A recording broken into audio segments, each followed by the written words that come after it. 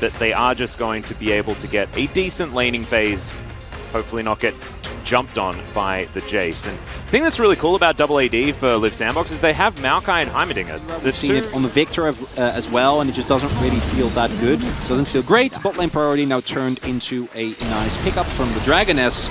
Well, Fiesta going to throw that gameplay button out. That flash just barely not off cooldown. He's playing this matchup out very, very well as Nature's Grasp is going to fly forward. All right, let's see what Willa can do. Bramble smash onto 2. Fiesta going to get taken down first. That's first blood at 15 minutes in this game. There's now Dundun walking on over, looking for Bertle. Finds himself the Counter-Strike. Grand Challenge has been issued, and Dundun says, yes, please. Chasing after him now, and with the Ghost running, Bertle is going to be able to make his way out. But I think Jax is winning this matchup thus far.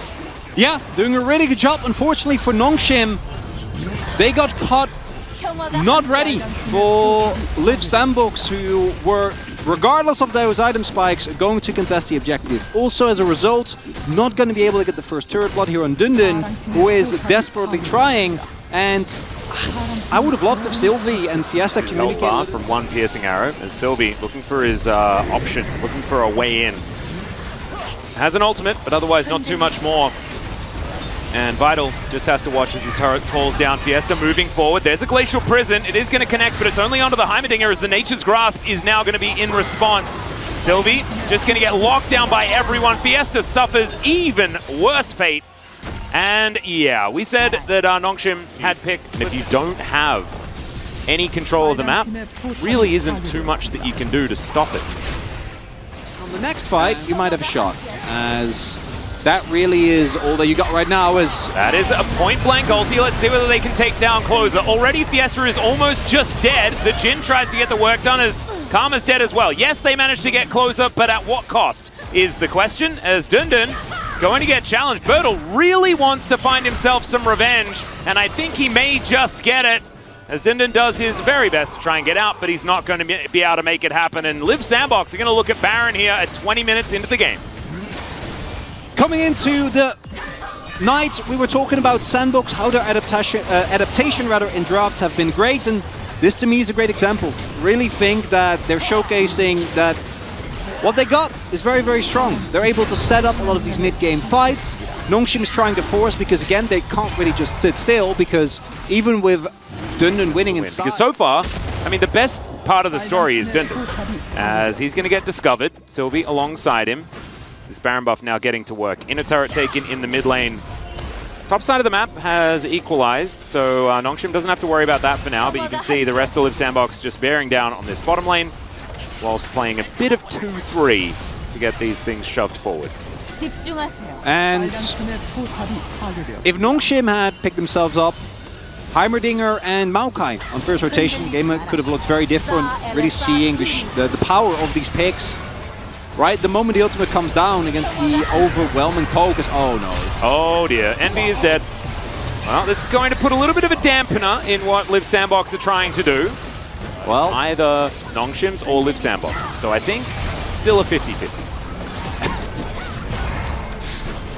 As Nature's Grasp coming on through here. I got 1 day. 1 day of rest. I know, one day not enough. And how easily Liiv SANDBOX are going to be able to lock that one down. Right now, fair bit of vision available for Nongshim, but Liiv SANDBOX are focusing on collecting this dragon first. That is going to line up on this Baron.